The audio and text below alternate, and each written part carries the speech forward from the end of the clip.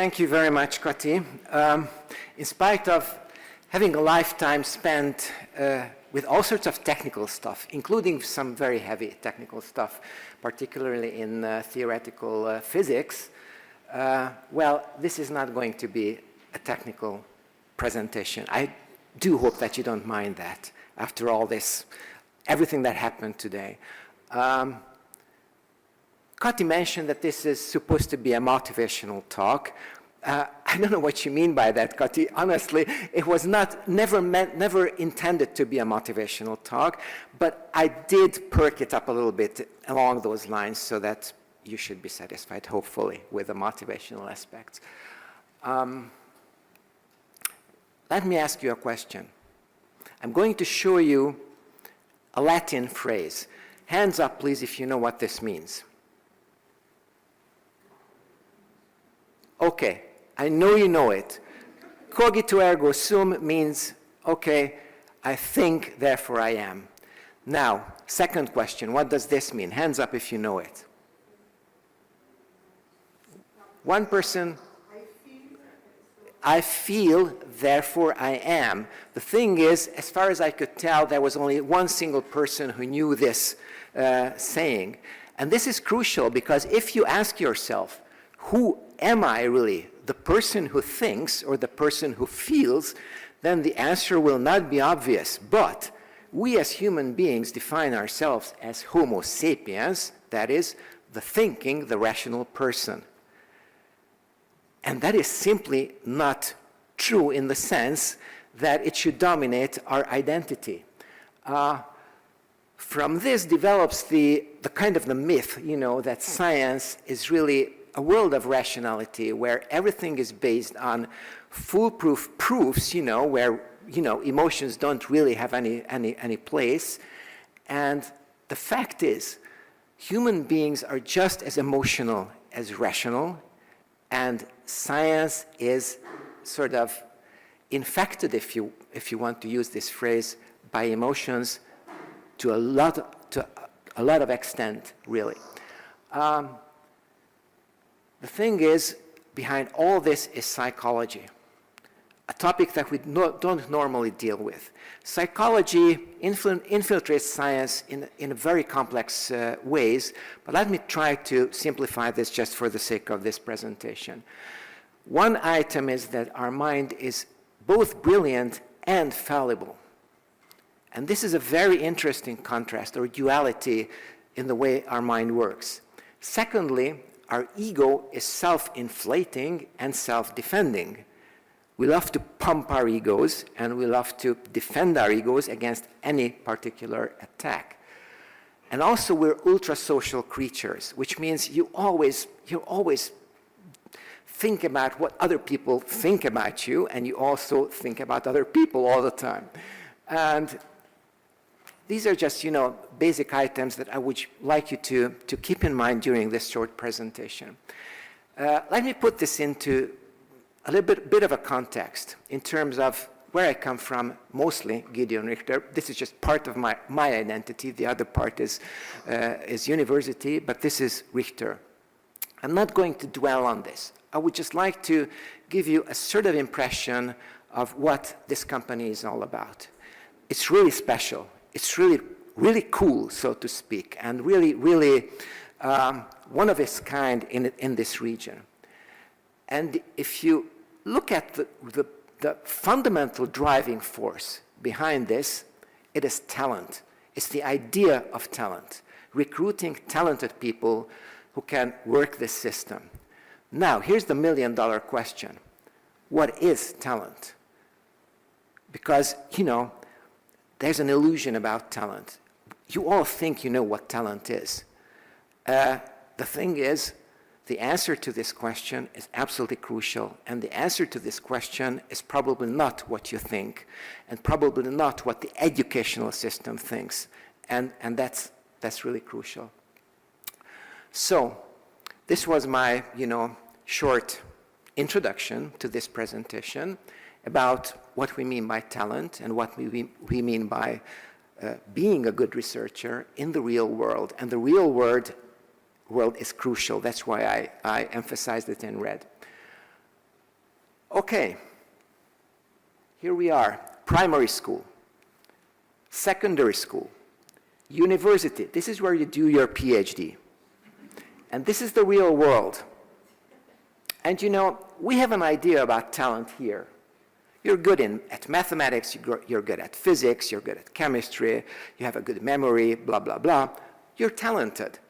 And suddenly, you come out of the water, you become, from tadpole, you become a frog, and suddenly what you have is a lot of other challenges that you never encountered here.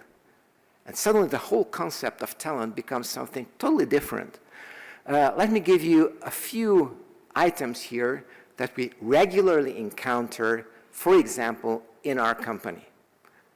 And what we see is that we have the tadpoles coming out of the water totally unequipped to deal with these sort of situations. One very important message to you.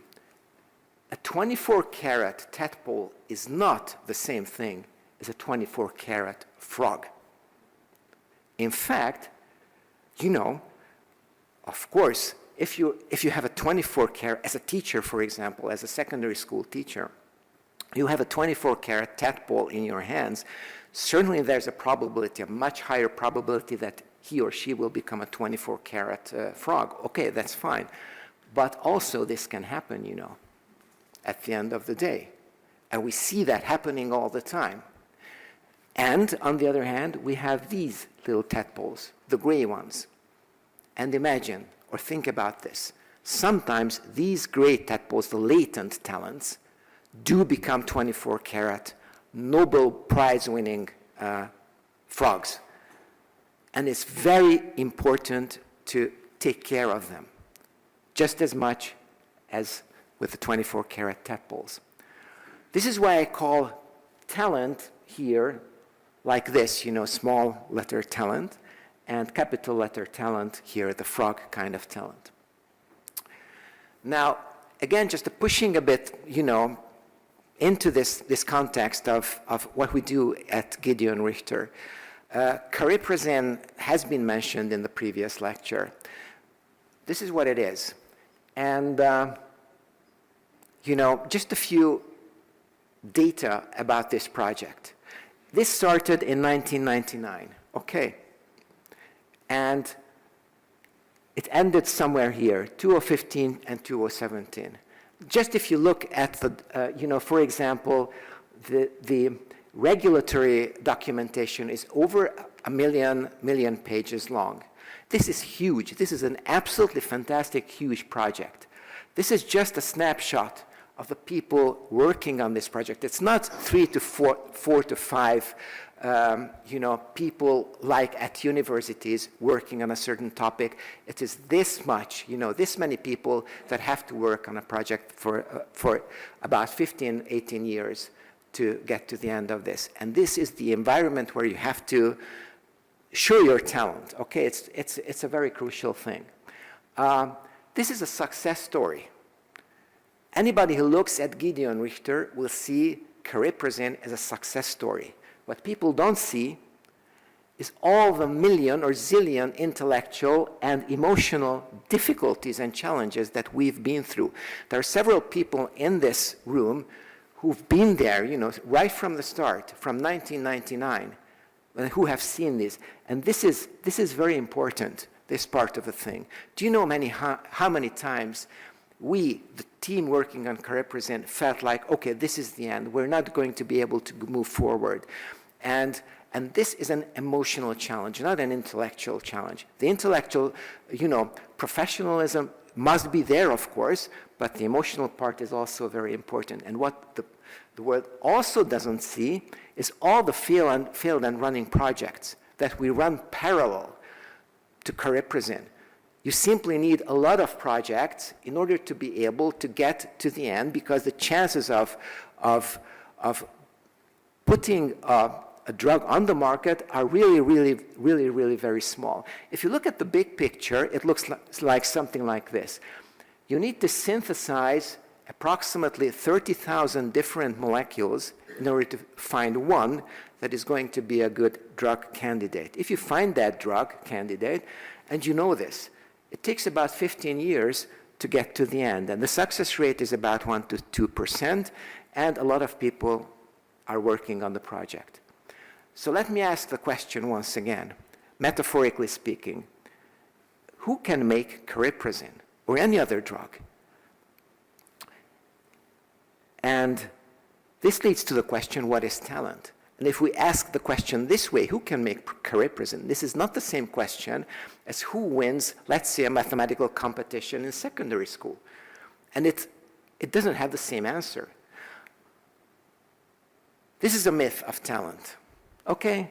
He's qualified to be a researcher. He is not qualified to be a researcher. Okay, let's admit that Mr. Simpson will probably never be a good researcher. But the situation is much more complex than that. And I'm showing you a concept of talent which is different, okay? This is what I call cognitive competences. Your memory, your math, your physics, blah, blah, blah, these sorts of things. And everything else here is what I call attitude competences, your attitudes, your proficiencies in attitudes. And this whole picture gives your personality, a total holistic personality. This is your talent, the whole of it, not any single segment of it. This is what you have to deal with. This is your greatest value, and not just if you're good at mathematics or not. So let me give you a few examples of this. Attitudes, because there are some attitudes that are so obvious. You're motivated and that sort of thing. You're industrious and these sorts of things. But let me show you something that, a few items that come from the real world science and are not obvious. At the end of my talk, I'm going to show you 2 words that are the driving force of the whole thing. First is humility, the basic essence of becoming a scientist. The reason I'm representing this in terms of this egg that you're coming out of means that you should live every single moment of your life as if you have just, started to look at the world with a total open-mindedness. That's humility. And humility is not the absence of self-confidence. That's very important to understand. If I want to somehow define humility, this is how I would do it. I would say humility means that for me, finding the truth is a higher value than my ego, than defending my ego.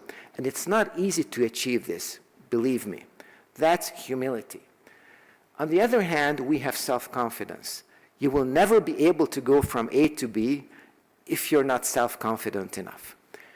Self-confidence, however, is not an absence of humility. And if I want to define self-confidence, I would say it means that finding the truth is a higher value for me than my ego. It's the same definition as for humility. Why? Because unless you understand yourself,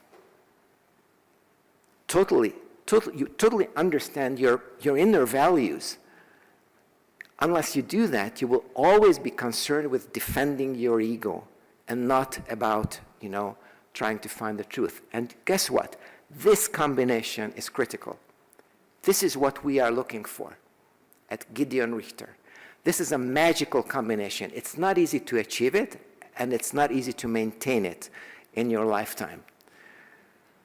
Growth mindset. Maybe you know this concept. There's this lady called Carol Dweck, an American psychologist lady, who started investigating why and how certain people, starting from a very early age, become successful, whatever that means, and why others don't. And the result of this investigation turned out to be that it has very little to do with intellect. What it has to do with is a basic belief in yourself. Not being sort of, crammed inside your own mental boxes, but believing that you can stretch the walls and you can grow and grow and grow. That's basically growth mindset. It's very, very important. This is what we're looking for. It's not an IQ thing. Again, maybe I'm a bit esoteric here, forgive me that. But self-transcendent curiosity and creational attitude, this is also an essence of science. Let me explain this. It's not difficult, and you will recognize this. You probably know the Maslow pyramid. Everybody knows that. This is how it looks like, basically.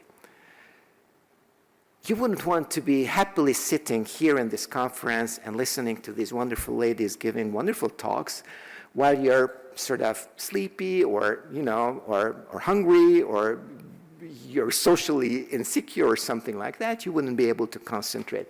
So you have to satisfy the lower parts of the Maslow pyramid in order to express the higher parts of the pyramid. Traditionally, we think that the highest part of the pyramid is self-actualization. But that's partly true, but not entirely. The real pyramid looks like this. It has something here which is called the transcendence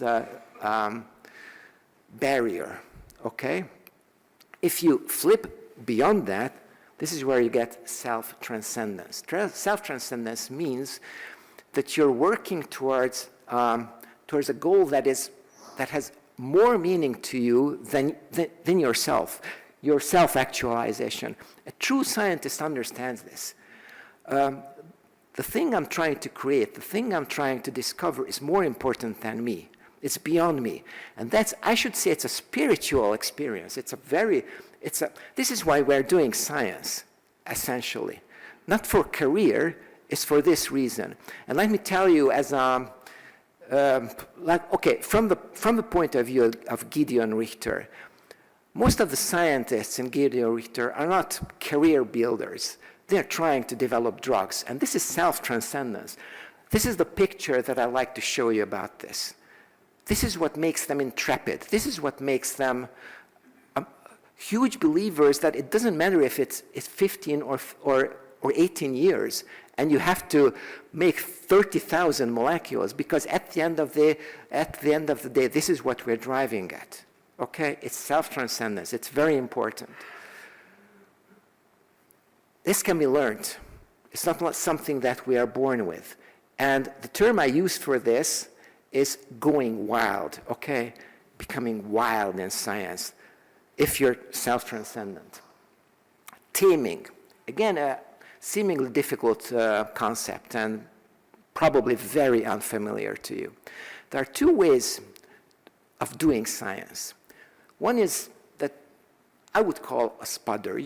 You're doing this sort of thing, kind of scratching the surface all the time. You can actually publish a lot of papers like that.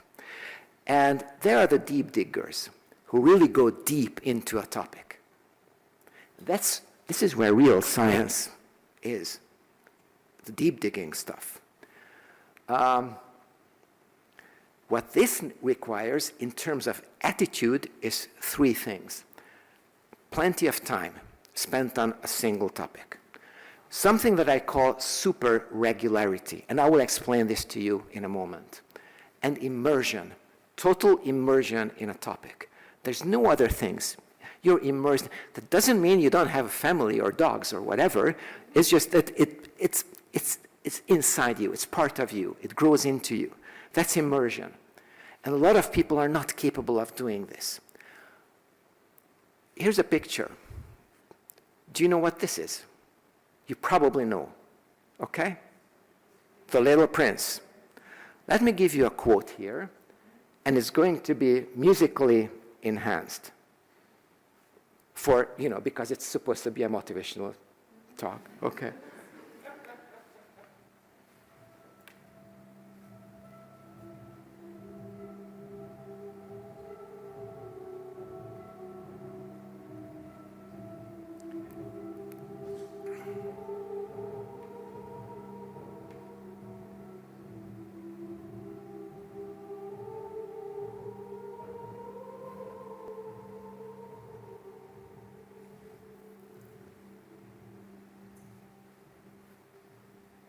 And this is a huge message.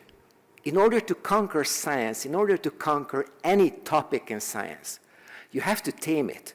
You have to have the willingness and the ability to deal with it regularly and for a long time.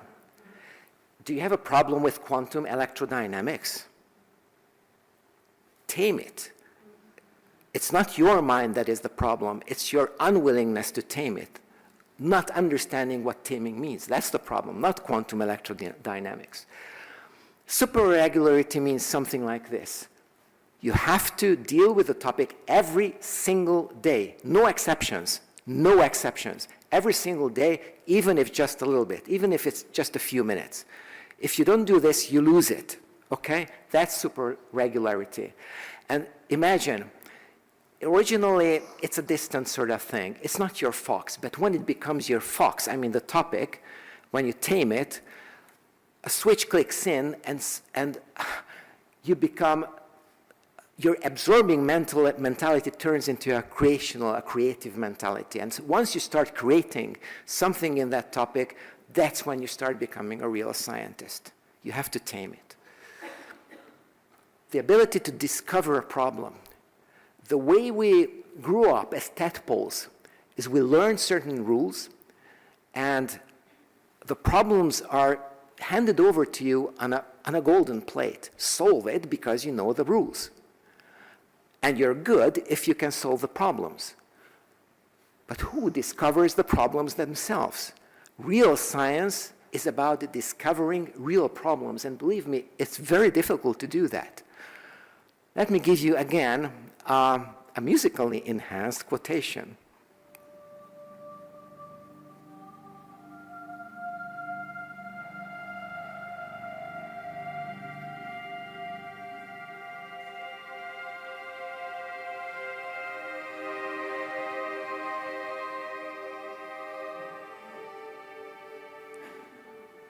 Believe me, I know a lot of scientists, good ones, better ones, and not so good ones. And even amongst the better ones, there are very few who are capable or who dare to ask this question, right? It's very important. That's an attitude. That's not an IQ thing. Your attitude towards mistakes. Yes, in science, we make a lot of mistakes. You all know that. But we don't like to talk about it. And there are three main items here in terms of attitude. First is taking responsibility. Do you think that grown-up people take responsibility for their mistakes? No way. The ego pump and the ego defensiveness is all around us. It's very difficult. I'm trying to put to you here a hopefully strong sentence. Are you willing to? And are you capable of feeling ashamed of yourself with dignity? Just ask yourself this, if you have made a mistake. And if not, how can you possibly be a good scientist? And that's a very essential and fundamental question. And that's an attitude and not an IQ thing. Acceptance. Progress, real progress, almost always involves some sort of mistakes, some tangents, you know. You never, ever, in terms of innovation, get here without this. No way. And you have to be able to deal with that. So it's difficult. Again, a quote.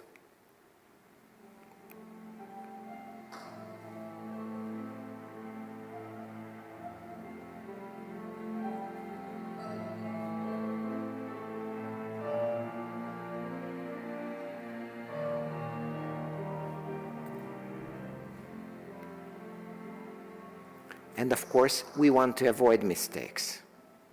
Absolutely. And this is where I refer to what Kati has said. We published a book on this topic in 2015. And as a sideline, I should say that this also carries a message. You know, we, as a company, Gideon Richter, we're not only producing drugs, we're producing intellectual values, publications, all sorts of things. And this is one of them. This book deals with the mental traps that Kati also mentioned, items in our psyche that, you know, that make us fail. in spite of being smart, in spite of being expert in a certain topic. In this book, we have 45 mental traps listed and explained in very much detail. Let me digress a little bit and give you just one of these mental traps, because I could go on with these mental traps until the morning, really, and then I would say, now I'm starting to warm up. So one of this is that we tend to draw conclusions from inadequate data. We tend to do that. There's a psychological reason for this, but I'm not going to explain this to you. Mental trap awareness is something that can be learned. It's not easy, but it can be learned. And it's an attitude. Again, a true scientist never ever claims to know something with absolute certainty. Again, that's an attitude. And I'm going back to the main topic, and here we have failure tolerance. Now, the main player in this little short video is not him, it's him, of course, because this is what is going to happen to all of you in the future many times, and probably has happened in the past. And you know, this is interesting because only through these experiences will you really start learning yourself. You know this saying, what doesn't kill you makes you stronger. It's so nice, but it's complete crap. Because, you know, what doesn't kill you often makes you crippled. And unless you decide that you'd somehow draw some strength from this experience, you know, generating self-confidence from success is always easy. Generating self-confidence from failure, that's the tricky part. But that's the thing that brings you this balance between self-confidence and humility. And that's what's important. Again, a little quote.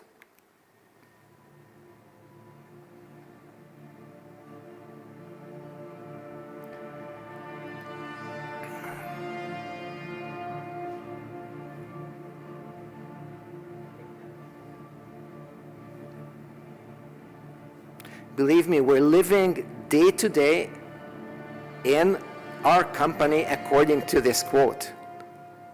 And it's an attitude. Taking risks. Real research is not about finding the needle in the haystack. It's about searching for the needle so that you're not even sure that there is a needle in the haystack. And many times you're not even certain where the haystack itself is. So that's the real taking risk. And on top of this, because we're ultra-social creatures, often not only this distance is the challenge, but the pure fact that your surroundings are pulling you back because they don't want to jump. And that's also a very big obstacle to overcome. A quote.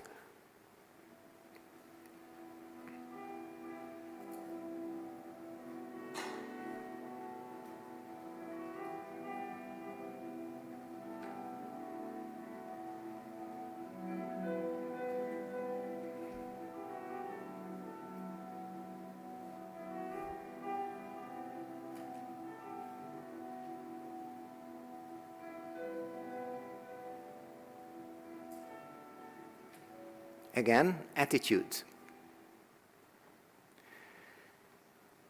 Okay, here we have the teamwork part.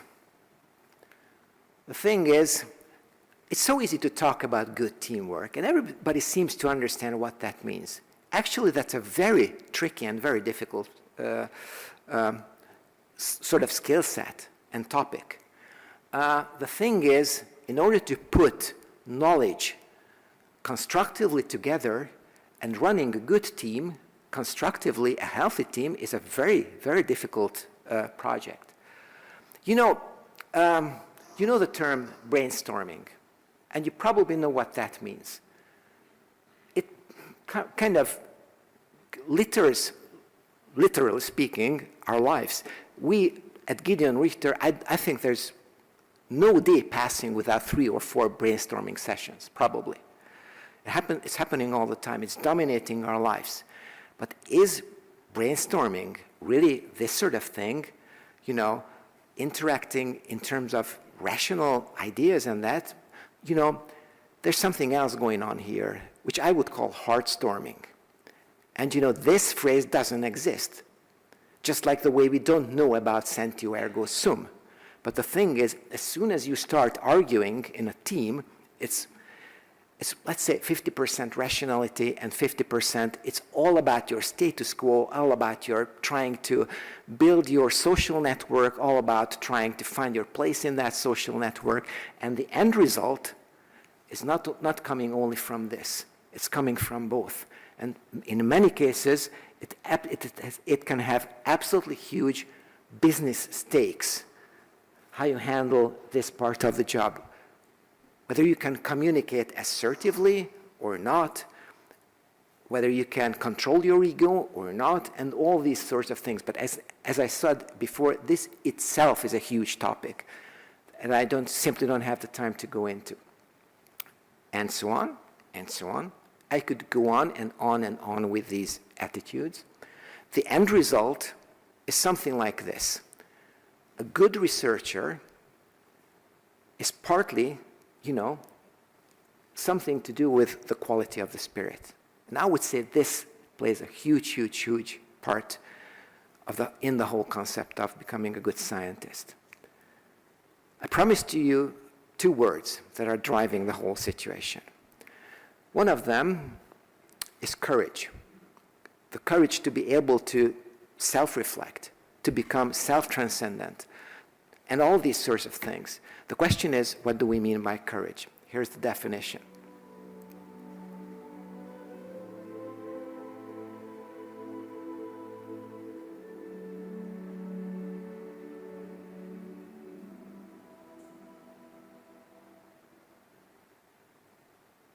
The other word is decision. To be able to make good decisions in your life. I use this word sometimes during the presentation. The question is, what is a decision? Here's the answer.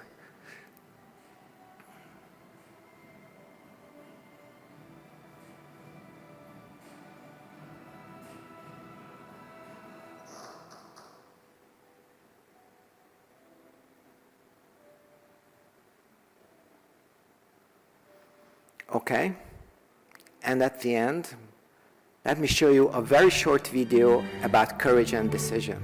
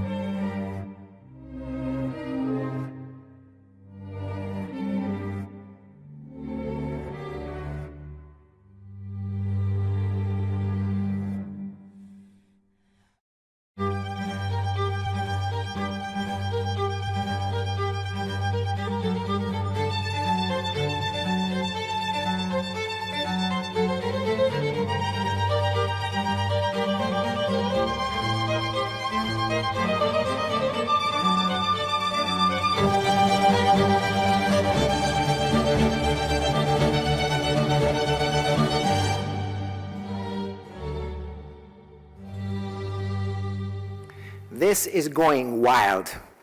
Thank you for your attention.